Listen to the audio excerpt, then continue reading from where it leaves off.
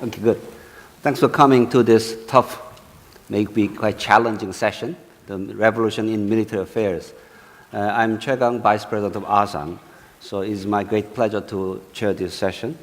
Because actually the revolution in military affairs is nothing new. It's been with us since the beginning of history. Because, for example, invention of gunpowder, invention of chariot, actually those things have changed the warfare and changed the globe and their relations.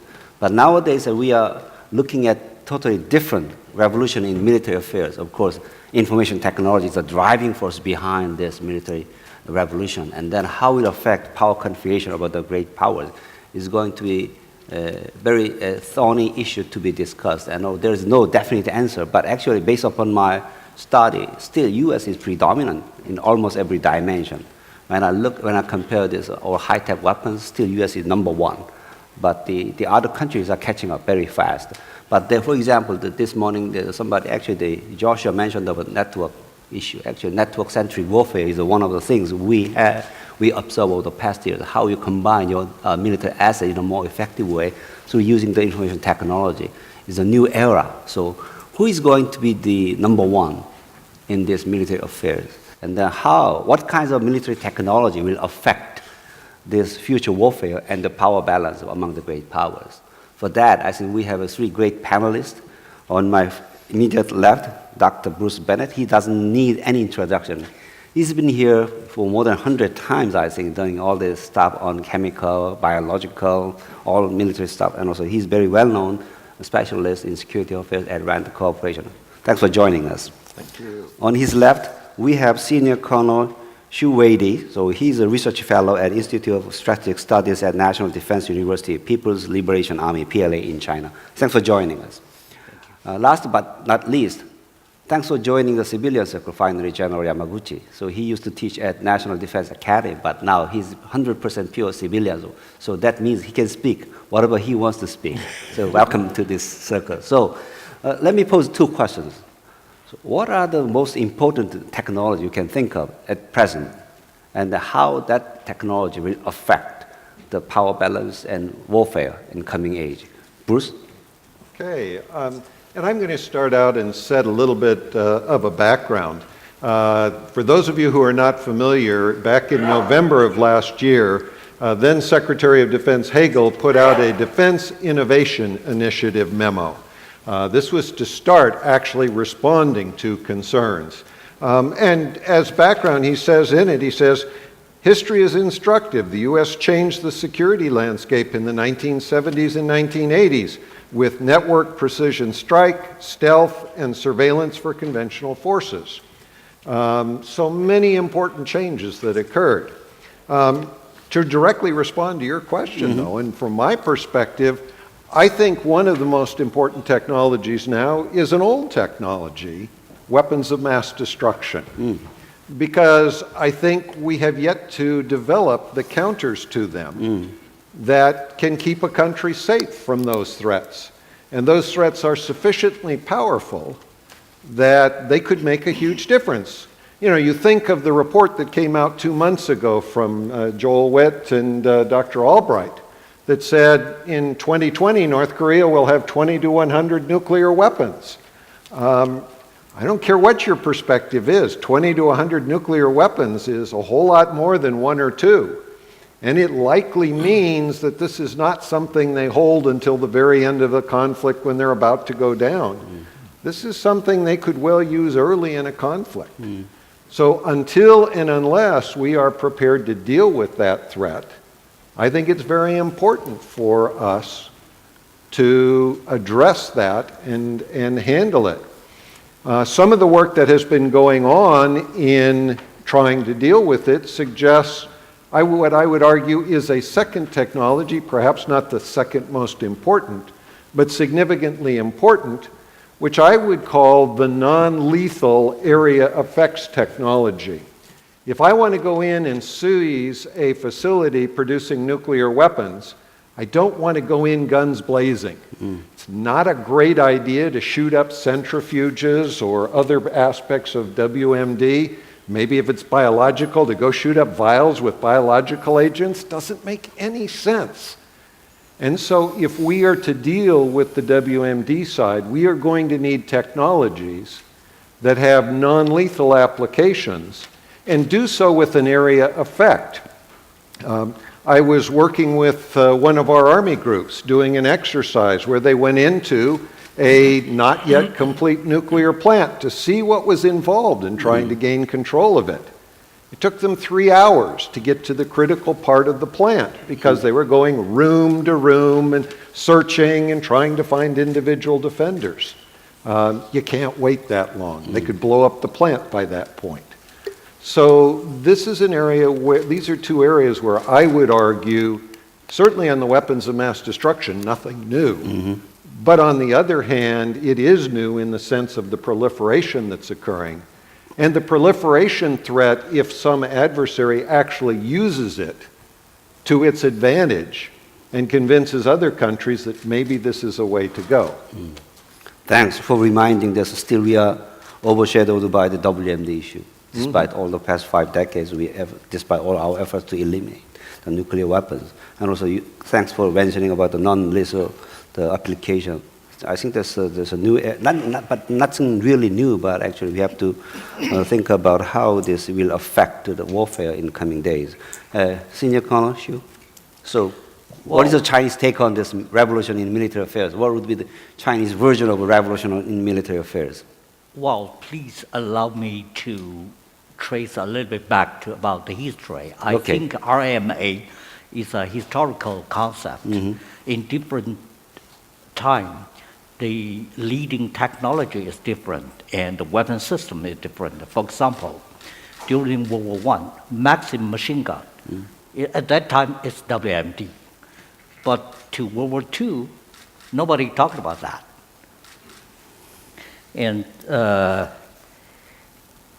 yes, we know the latest RMA is the information RMA, in which did bring a lot of changes.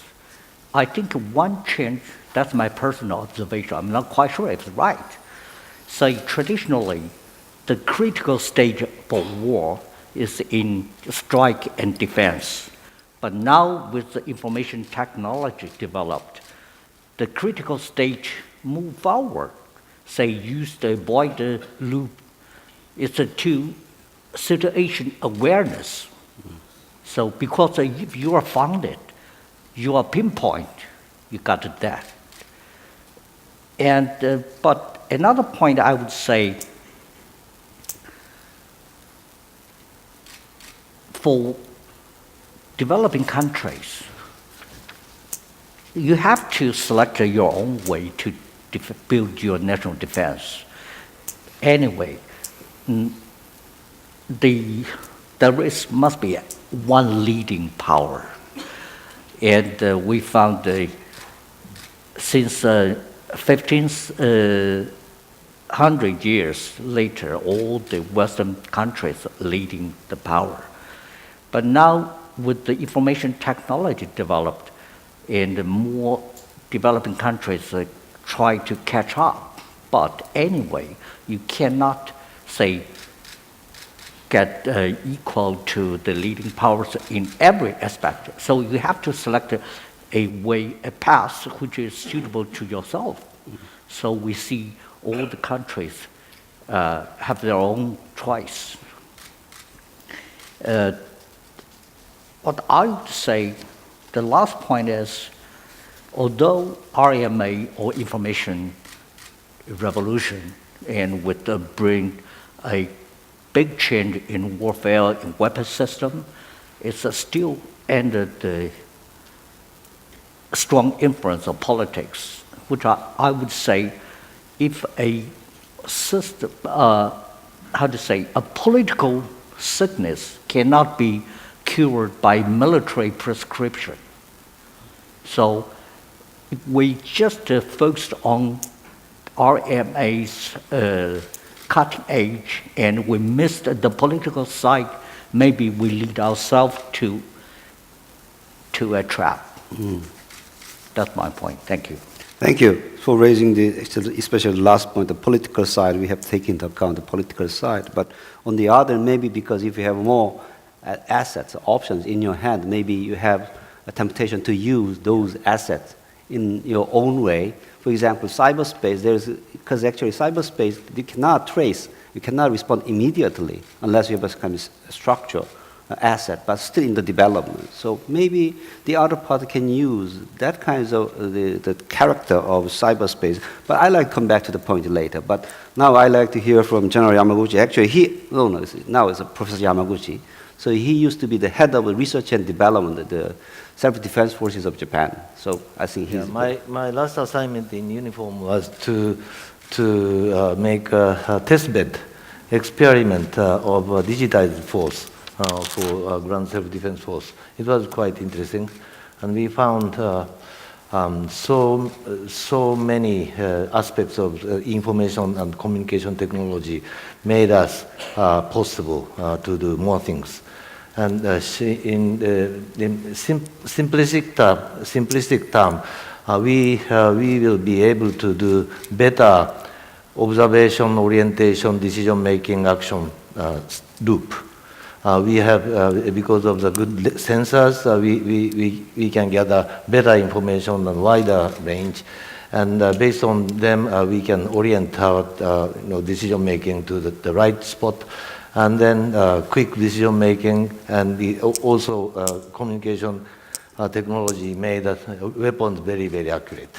So observation, orientation, decision-making, action, quick and fast and accurate.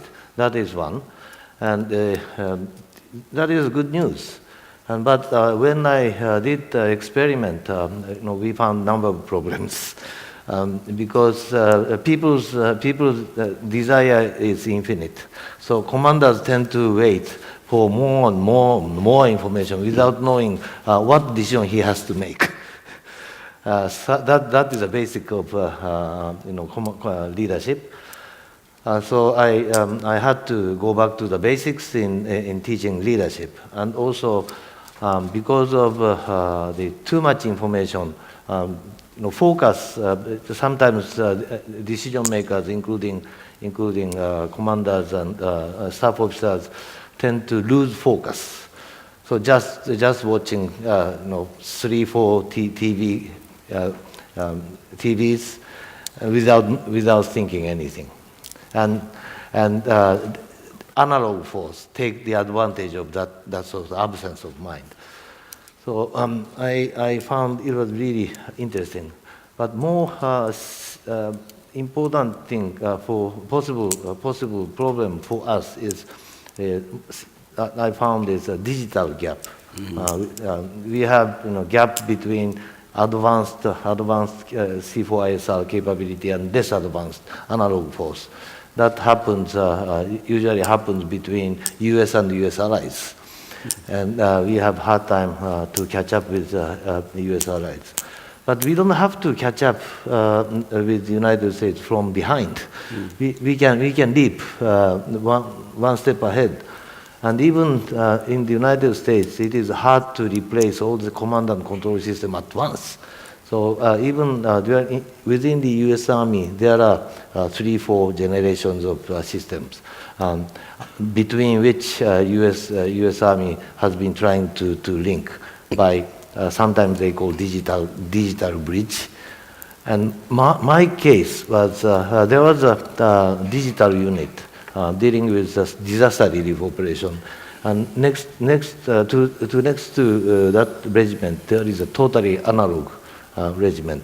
The digital unit used to had a very much accurate and real-time information, but other headquarters didn't have. So what they did is printed out the latest information, faxed it to the next headquarters. That can work. And even face-to-face, or bringing like this, that may help the less advanced unit. So my point is we have to mind the gap between advanced and less advanced.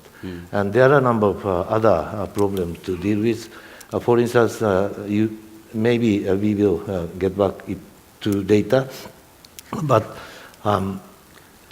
if you have more assets for gathering information, you want to know more, particularly by the higher echelon. So there is a possibility to see more long screwdriver sort of micromanagement, and the leadership style should be seriously considered. I'll stop here. Thank you. So also the human factor matters a lot. Actually, human has become so much digitalized, so we always seek for more information and more information. I don't know what should be the sufficient level of information to make a clear decision on that. That's the human factor, of course. Thanks for reminding this human factor most of you mentioned. But so let me turn to the kinds of the question about this theme, whether U.S. will be the still leading country in military affairs. So for example, the war in Iraq and Afghanistan revealed some limits of military power.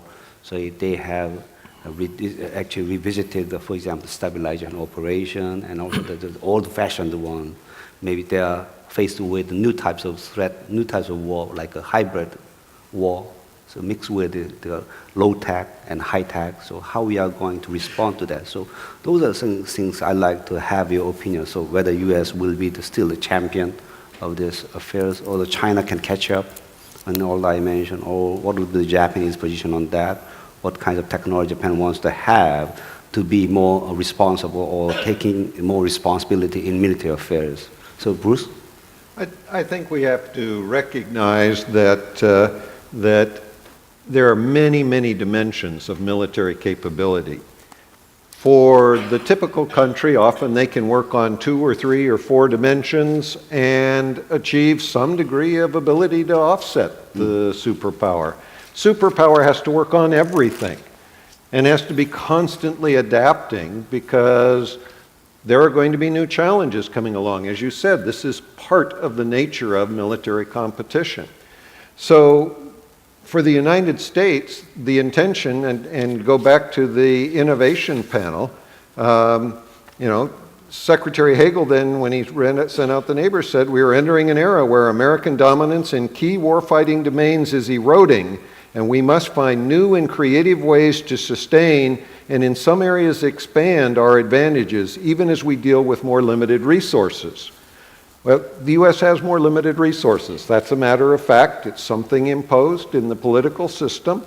We therefore have to take advantage. We have to have some creativity. Where are there that we can come up with the right kinds of solutions? If you're going to make, for example, the non-lethal technology, what technology is that and how do you apply it?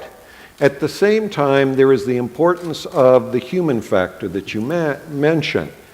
You can have great technology, but if you don't have humans able to use them, pilots of aircraft, if they're not prepared to take initiative and try new things and so forth, they're not going to do very well. Because even though the technology is good, the pilot still makes a difference and still matters. So that becomes an important element of the activity. I would argue that there are also areas where manpower is far more important than technology in many ways. This is an aspect that we found in counterinsurgency. When you're doing counterinsurgency, you've got to have boots on the ground, people that are really there and operating. This is one of the areas which concerns us about the future with Korea. Korean demographics are indicating that the Korean Army is getting smaller already and it's going to get very much smaller. 10 years ago, it was, roughly speaking, 560,000. It's now under 500,000. According to my projections, by 2026, in 11 or 12 years, it'll be down around 300,000. That's too small an army to do some of the things that a military is potentially going to want to do. If there is a collapse of North Korea or a war, and you want to unify and do away with any insurgencies in the North, technology will help. But if you don't have the manpower, it's not going to be adequate. And so we need to be looking at a blending of the technologies and having adequate manpower. And the manpower part raises difficult decisions politically, like how long is the draft period going to be in Korea? which is already an important one. But it makes a difference. Or how many days a year do reserves train? Because if you train your reserves 3 days a year, I'm sorry, that unit is not going to be cohesive. It's not going to do what you need it to do. Some of those people need to train 30 or 40 days a year in order to be more capable. And so it's this blending of aspects in the revolution. Thanks for making this the training, training of these reserve forces, especially for South Koreans. So we have, technically speaking, about 6 million the reserve force. I don't know how well they are trained to carry out the mission in contingency. So I think that's your points is it should be well taken on that part.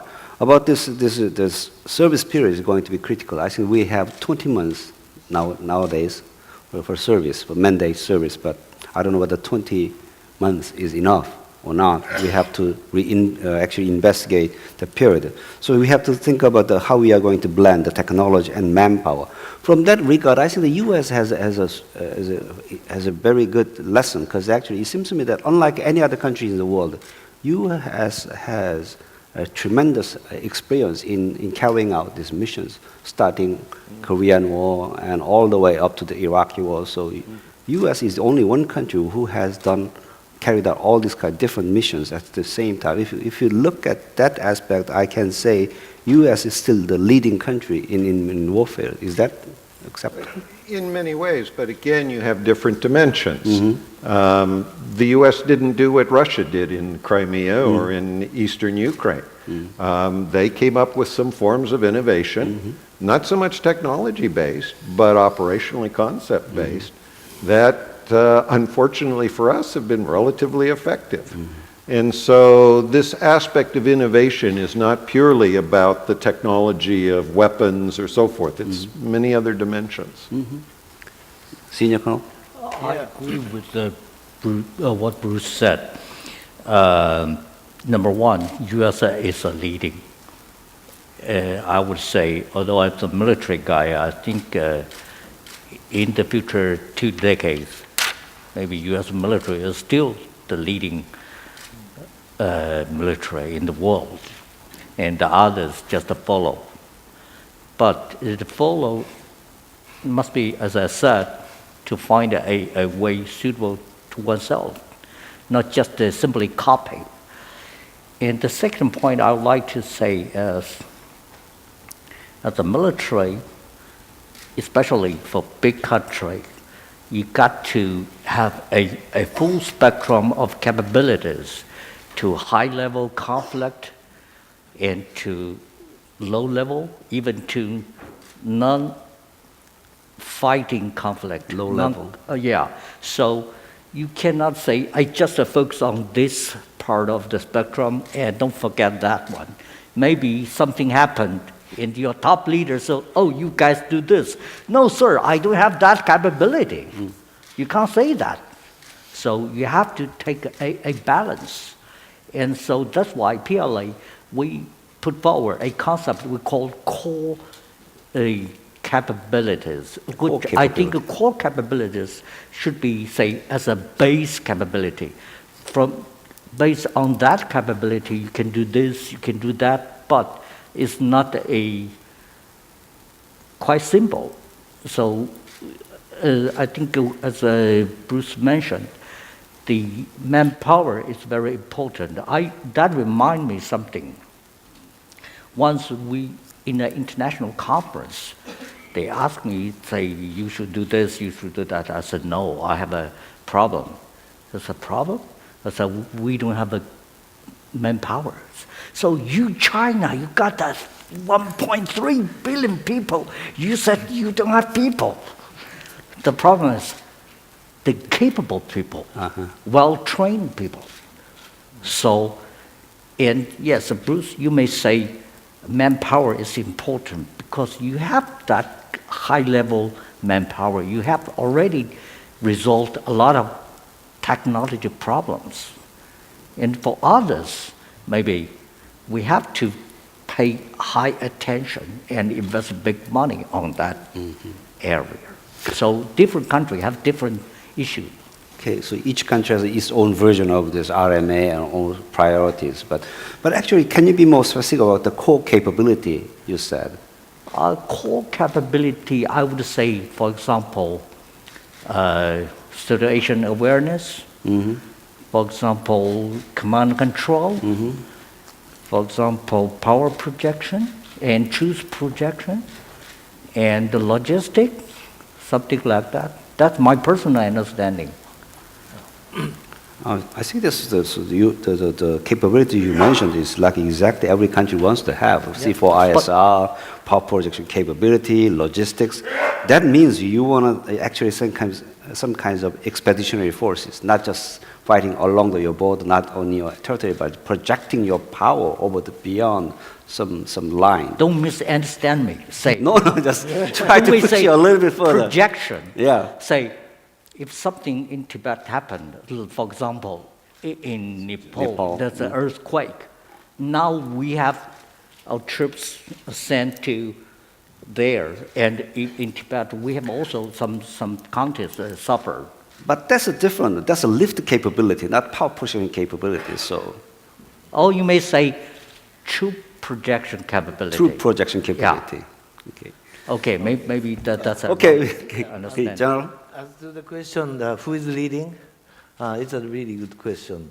We have a number of different aspects of technology. So the US can lead some of them, and Japan even can choose some of the areas which we can lead, and China too.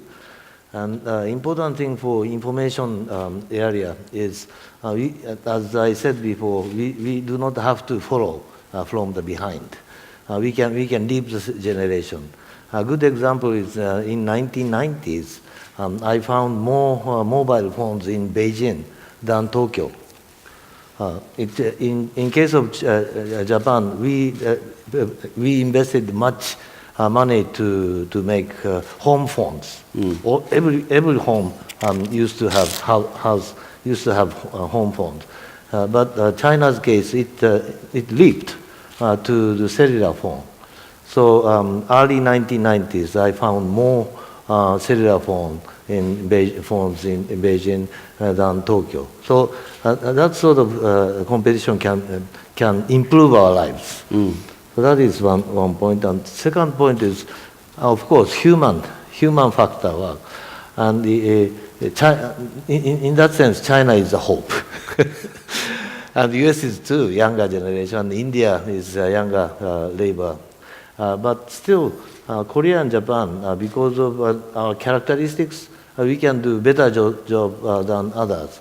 I remember when typhoon hit the Philippines a year and a half ago, U.S. Marines went to the spot within a matter of day or two, and they worked there for 7 days or 10 days, during which our troops went into to replace the job to save the people, and then worked for maybe 2-3 weeks. The Korea was actually late, but they came to town and stayed 1 year long, and to completely reconstruct the town, and made a lot of friends there. That is another way. We can share those. We can burden or the roles for that sort of untraditional military missions. So that's the area for cooperation for all the concerned parties in humanitarian assistance or disaster relief operation very much. But actually, you mentioned of the cell phone. So this is kind of civil and military, how they can combine these two sectors. For example, when we talked about the RMA, for example, drone was invented in the U.S. military. Now it's a civilian use. So the DHL or the Google wants to use it, Yahoo wants to use it. Now many companies wants to use that one. So that kind of civil military, whether it's going to civil technology can be converted into military technology and can become a catalytic power for upgrading the military capabilities. So, Connor, you want to take on this? I think I can give you an example. You know, for the Nepal rescue operation, China sent China rescue team. This rescue team is composed by one Army Engineer Battalion and PAP, Armed Police Forces medical team, and experts on how to say the bureau deal with the earthquake, and the three parts work together. They are semi-military, semi-technology, and also medical mix up, as you said, blended. It's a good. I think that's a show us a new way how military could use in a broadly and to benefit the society internationally even. So yes, General. Actually, it's a universal, maybe a universal problem, but military is not a fast-moving organization. Maybe one of the most conservative organization. When I was a general officer, I asked colonels and lieutenant colonels, majors to find new way to do new business, and within 30 minutes they used to give me 108 answers to no, not to do that. As such, usually it takes time. So when I did the experiment, of course I asked R&D people to make UAVs, drones for easy reconnaissance. But in the meantime, I asked maniac guys to go to Akihabara to buy things from the shelf, and they did fantastic job. And 2 weeks ago, one of the drones went to our prime minister's residence. Some guy who opposes the atomic reactor, nuclear reactor, flew a drone and landed on the top of the prime minister's office, and that it may cost maybe $200. Take a good picture. If you are platoon leader in the field, if you want to see the other side of the hill, you may risk a couple of soldiers' life and take maybe 4-5 hours to make reconnaissance. But $200 just flying drones to see nothing. That is fantastic to me. Okay. So you will see there's lots of the kinds of merging, so right. the civilian and military technology. So I hope that could be the case. So I think maybe Korea have to think about this, the well-developed information technology for the military use. Now actually I was told my military colleague that they used actually on private sector cell phone instead of military communication line because they had some difficulties in communicating with each other, so they were relying on the cell phone instead of that. Is that? That was a story of the American military forces going into Grenada, the island, that their communication technology didn't work, so they had to go and find a payphone. So don't much relying on this tech, but human factor matters a lot. But things sometimes go wrong. You sometimes have problems with any kind of system, and so having a backup is important. So yes. That reminds me that company commander was creative. He used a payphone to call his camp in Fort Bragg to talk to the ship just offshore the hotspot and asking gunfire. So as such, we have to be creative. Okay, so creativeness it requires for almost every country in the world. But actually, Bruce, you mentioned the non-lethal technology. So how is well developed in the U.S., whether China is following that step or the Japan also? Also, how will it affect this military affairs? As I said before, it's non-lethal because people are not so much concerned about death. So non-lethal weapon can lead the decision makers to opt for these military options easily, don't you? What is your take on that? Well, certainly it lowers a certain threshold. But you have to remember, it's not just a matter of did you kill people. It's also a matter of what kind of, have you put a force into Yongbyon and been very non-lethal? I'm sorry, North Korea is still going to respond and attack back. So there are aspects of it that lower a threshold. but they don't necessarily prevent a conflict and make it therefore an easier decision to make. The point here, though, is there are some things that lethal technologies do actually poorly.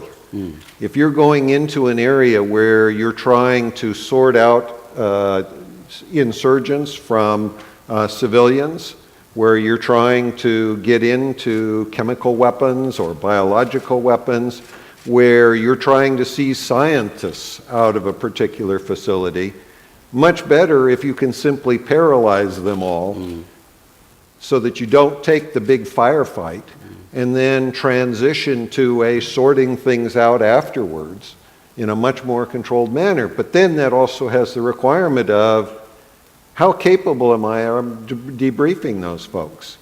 Big part of that is, what have we done beforehand?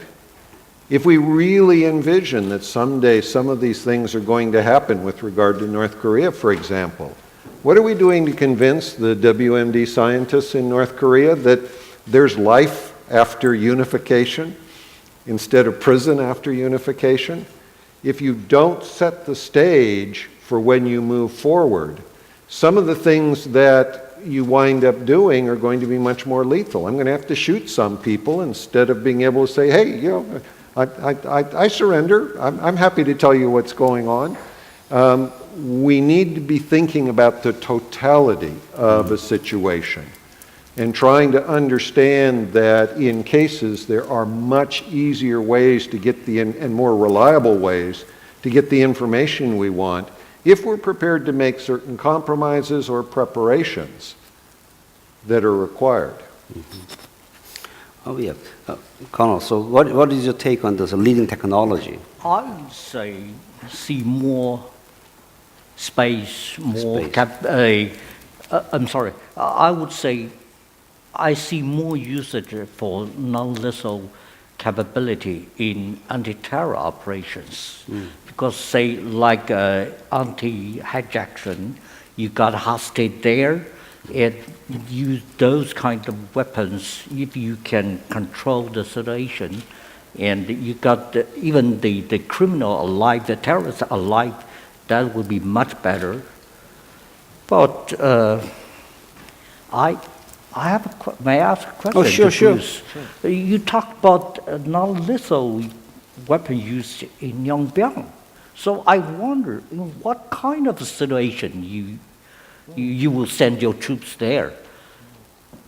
Well, I think go I'm ahead. sorry, I can imagine. I think North Korean military will definitely have to resistant to invasion. No, I think we have to think ahead to a period of time where there could be instability in the north, where we have to deal with it. Actually, Yongbyon is so much closer to China, sometimes I wonder if the Chinese forces wouldn't beat us there. But in any case, I think this is a case where we have to be prepared for any contingency. I mean, there has recently been this debate over, gee, can North Korea really put nuclear weapons on ballistic missiles? The bottom line is we really don't know. You know, we don't know what's in the future. But the American reaction was, we got to be prepared for it because it's a possibility. And I think that's the kind of thing we need to be thinking about. I can't project what's going to happen in the North over the next 10 or 20 years. It's a wide range of possibilities. I want to be prepared for that wide range because I think the very worst thing to do would be to say, we'll just let it happen. And suddenly there's a situation that develops where North Korea starts using nuclear weapons for whatever reason. I don't think it's very likely, but I don't think it's impossible. And I think we have to be prepared to deal with that. General, you have? Yeah, maybe a little bit different point, but we are seeing more and more opportunities or occasions where we fight among people. People innocent people. If we kill innocent people, it is a fatal mistake in strategic terms. Everything changes. But enemy may may purposely kill innocent people to terrorize us. So it is really, really important to have a weapon lethal enough to do things marginally lethal enough. That too much, too lethal weapons are counterproductive. Oh, actually, just before open up the floor for questions, actually, I can summarize something like this, because still U.S. is the leading country in the world in revolution in military affairs, but we have to take into account not only the technology, but also human factor very much, and also the effectiveness of combining your asset is going to be a very critical one, and also this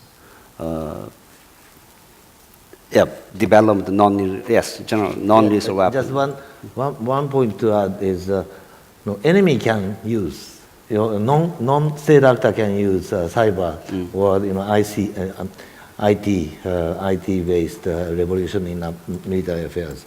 Now they can use, they can make accurate attack against us, and they can make an accurate surveillance too. So we have to be careful about that. And in addition, the information technology made another domain. It's a cyber or even psychological domain. In psychological domain, through cellular phone, smartphones, or personal computers, various information comes to influence not only minds but hearts of the people. So we have to be really aware of that. Okay. Before General mentioned, I want to ask a question. Do you think, or do we think, cyber weapon should be put into non-lethal weapons category? Because actually we have a cyber warfare session tomorrow, so just save the best for the last, so please. Okay, otherwise actually cyber is a key issue because actually it's non-traceable at the moment. You cannot react immediately, so we have to verify the source of the attack, so I think it takes some time, but we are just entering into a new phase of totally different threat. So I think cyber is the area where we can cooperate or compete or set the rules of game again. So maybe I was just going to say, there is this sense from kind of a zero-sum game that the U.S. is, in many areas, militarily superior. We have to recognize, though, that's not military supremacy. We take our hits too, 9/11 being a great example. But even during the Cold War, we never postured ourselves to be able to take a nuclear attack from the Soviet Union and be able to defeat it. Because in the end, it was going to be way too expensive and also destabilizing to move in that direction. So we have to look at stability as being an important factor. We also have to look at the fact that nobody, even if they're relatively at the top, is going to be supreme against all options. And they better be constantly innovating, or they're not going to stay even close to the top. because actually the cyber warfare matters a lot because actually non-state actor can attack state. Yeah. So I think there could be more threat coming from this area. So it's almost impossible to distinguish one from the other, which one is coming and where it's coming from. So I think we have about 20 minutes. I'd like to open the floor. The question is, please. Identify yourself and then question. Yeah, my name is Martin Fackler with the New York Times. A question to Bruce and perhaps Mr. Shu, and then another one to Mr. Yamaguchi, just really briefly. Sure. You mentioned the new technologies having impacts. It also has it creates new vulnerabilities, and I think in an asymmetrical environment. For example, the F-35 has been described as a flying computer, but a hacker can hack into a computer, right? And Professor Yamaguchi, I wonder if you could talk about that a little bit. Professor Yamaguchi, you mentioned Japan taking on new roles or being able to do new, maybe take on more of the burden. What would be some areas specifically that you would see Japan being able to do more, or perhaps even taking over from the U.S.? Thank you. Okay, we can collect more So you'd like to respond immediately? Sure. Okay, sure. Go ahead. I can respond to that. I think we have to recognize that with any new capability, weapon system, whatever, that there are inherent vulnerabilities. There's also difficulties of how effective is it really going to be.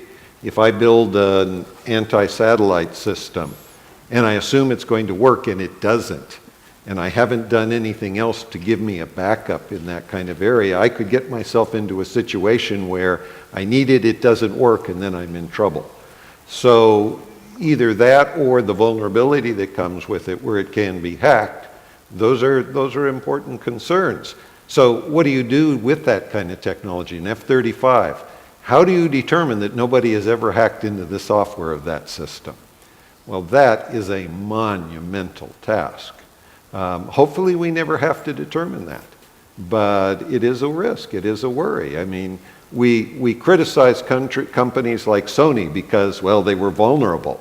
I mean, how simple can the vulnerability be? I open an email from somebody that I wasn't supposed to open that sets off some Trojan horse on my computer, and it affects my entire company potentially if the person doing it is expert enough. We're in an age of significant vulnerabilities in some of the technologies that we consider absolutely key to our requirements. And a lot of this is manpower issue. It's convincing people that you don't open things if you really aren't absolutely sure where it's coming from. That's very hard to do. And so people part is another part of enhancing your safety against those kinds of problems. Mm-hmm. Okay. General? Did you ask me about Japan's possible role in technology? Just militarily in the region, because you were saying Japan could take some of these roles. I just wonder what's Right. First, one of the good example is HADR, Humanitarian Assistance and Disaster Relief, where Chinese, Japanese, American, and Koreans work together, as we did in the Philippines a year and a half ago. As such, we can work for the people, and the stable society is the basis for the stability of the region. So in that sense, I can work that.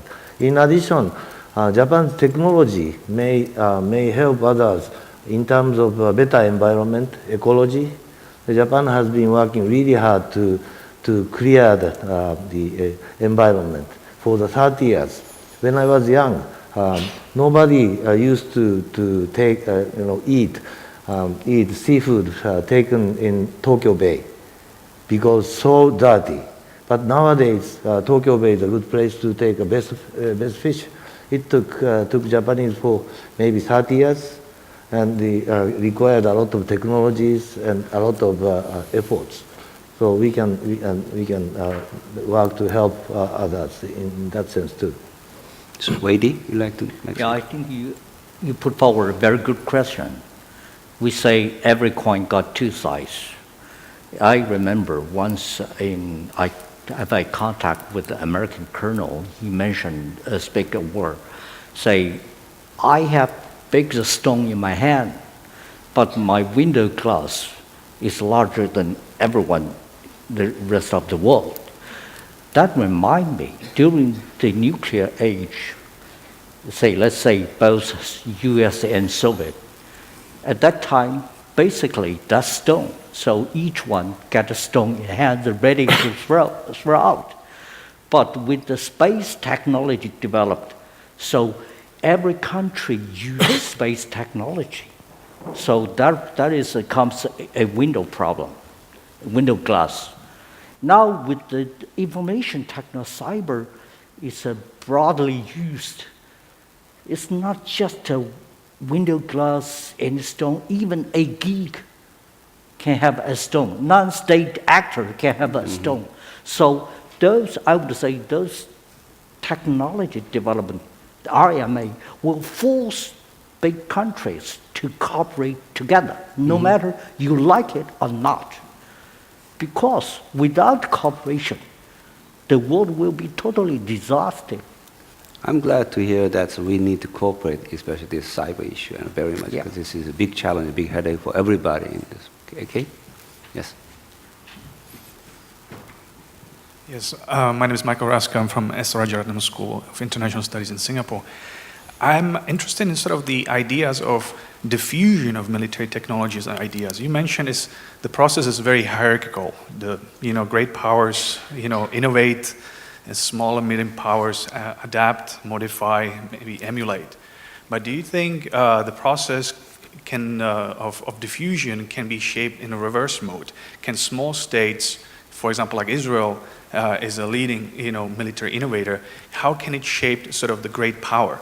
So I think when we talk about RMA as a theory, process, and debate, it's important to understand the diffusion of military technologies and ideas and how countries are able to adapt, absorb, identify, reinvent some of these technologies. So again, it's not the technology side, but also the defense management capacity to process these technologies. So I was just wondering, in terms of the diffusion of military technologies and ideas, to what degree do you see that trajectories going on forward?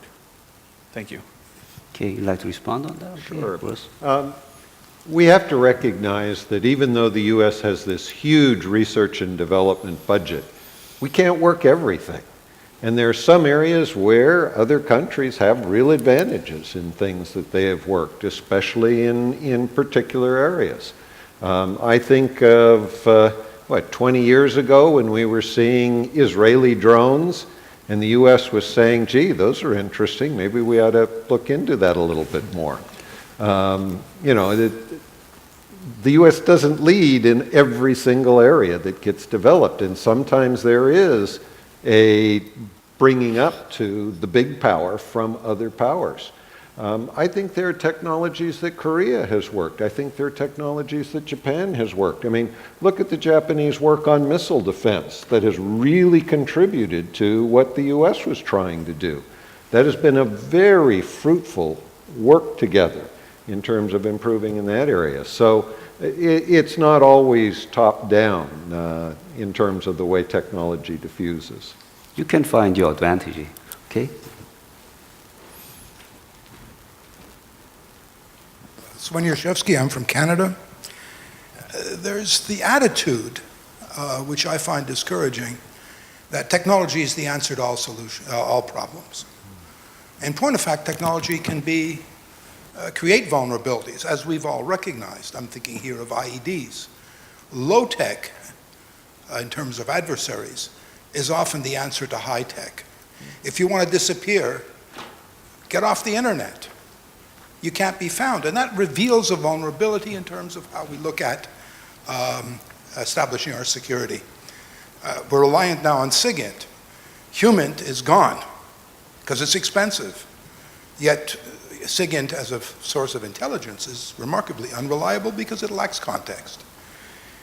The other question I want to ask, and this really comes to Senior Colonel Xu, is how political and military objectives and their intertwining has been lost.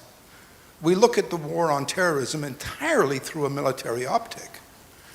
And the war on terrorism is getting worse and worse, not better and better. If I think to the beginning, Black September was a gang in Jordan. Now we're dealing with terrorists on every continent except Latin America. We've lost the political side of war somewhere. Drone warfare is an example.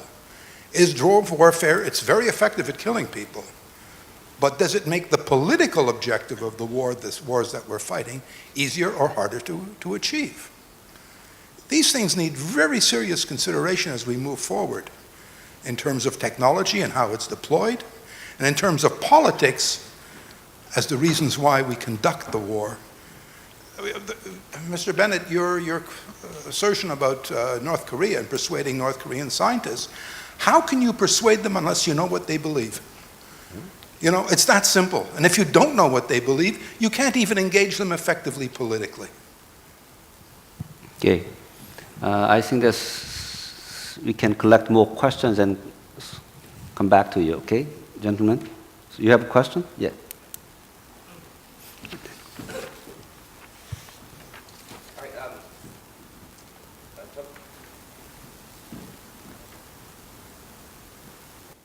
All right, Tony Cruz, U.S. Forces Korea. The revolution in military affairs is transformative in nature, as the tank and the airplane, when they were first introduced, had effect on the battlefield, but not in a strategic way. It wasn't until the actual concepts of bringing them together, connected by radio within the Blitzkrieg, became strategic in nature. Unmanned systems, and we're in the beginning stages of this, growing autonomy. Does unmanned systems, I know we talked about some tactical examples of the use of drones, but does unmanned systems have the capability to be transformative to warfare as the tank and the airplane did in the past? Okay, thank you. And then?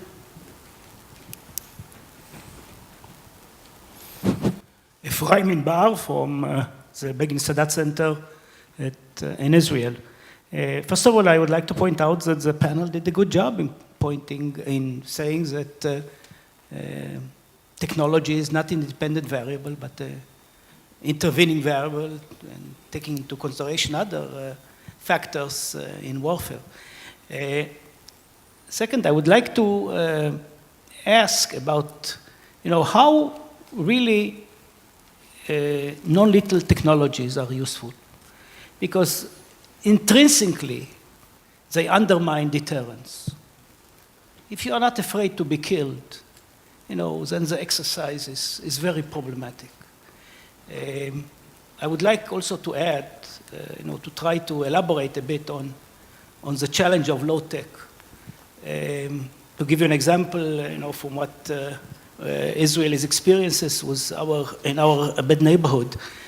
For example, knowing that the Israelis can control every electronic signal in the area, some Palestinians have moved to pigeons to make the necessary arrangements. Or a Qassam missiles is very easy to produce. IEDs in Iraq. So this is a serious challenge that I'm not sure always the technological response is the adequate one. Okay. I would like to. Thank you. Bruce would like to respond first, and then Colonel, and then General. On the non-lethal technologies, there is, with any technology, a political element and a military element that gets played. In my mind, the kinds of things I'm concerned about with non-lethal technologies are in cases where we would go into an environment where a lethal approach would be far more disastrous. So it could be going in to recover hostages, it could be going into WMD facilities, places where this is a tactical application. I'm not trying to conquer a country with a non-lethal technology. I don't think we're anywhere close to that kind of technology at this stage. So that's my emphasis with that is the current lethal technologies in a lot of those cases, you can't, if you do use them, you're foolish. If you don't use them, then you're not going to accomplish your mission. So you need something different. Well, let me just say with the North Korean scientists. Yeah, I've never sat down with a North Korean scientist to determine exactly what he thinks and how he thinks about it. But I know some of the things he's going to think about, like, am I getting fed? Is my family being taken care of? A lot of things like that that I may only be able to partially account for. But there are big issues in a country like North Korea where those things are not necessarily being taken care of, that are very high at the level of human demands in a psychological sense. If I can play on those issues in meaningful ways, there's a chance that I might co-opt a person. I may not be perfect, but it's certainly going to do a better job than if I just ignore that and say, well, I'm going to go in and shoot them up anyway, and I don't care how many of them I kill, that's just fine because I'm just going to take control. I would far rather have a more cooperative, less lethal on both sides engagement with people like that. I may be hoping too hard that I can achieve that against somebody who is thoroughly propagandized. But I think in the right circumstances, it could make a difference. Okay. Senior Colonel. Well, for the war on terror, I would say the answer is outside technology. What is terrorism? My understanding is an extreme environment produce extreme behavior. So, Chinese medicine, we prefer say you take care of the imminent issues and you take care, keep the balance. So I would say for anti-terror war, the standards is quite different from a conventional military operation. You cannot calculate it by the victory, by how many enemy you killed, but by how many people's heart you win. That's the key issue. As for North Korean, I don't think we should take them as a crazy guys. Yes, they do something we think is no good, but if you shift it to their chair, you may find your reason. So the problem is how to get them outside that extremity situation. So in that sense, we can reduce the danger. On the other side, I think here I have to criticize American friends. As I see, you taught them.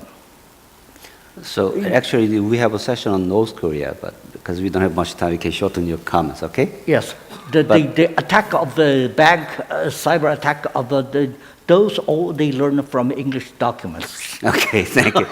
Information is available anywhere to everyone, so that's the problem we have. Okay, General? Just about the IED and non-lethal weapons, other things. These days, now we matter casualties a lot. Casualties matter. So how much we can avoid casualties is a really important question. In that sense too, we can the IT application can be the solution sometimes. Not everything, but for instance, IEDs the problems. But IEDs are what the people put. And yesterday there was no, and today IED comes. So just in between yesterday and today, somebody comes. If the community keeps watching, that doesn't happen. That's a matter of people's hearts and minds. Or if the systems can keep watching, that may not happen. And also, there are good technologies to find the differences between today and yesterday. For instance, laser radar. If you put the laser radar on top of your car, just going around, you can have a three-dimensional picture surrounding you, and just you compare that picture and yesterday's picture, and if there is any suspicious dent, you should be careful. So as such, technology can make advance, and also in our experience in Iraq, the local people helped us. So we tried to win the hearts and minds of local people, so that they came to us.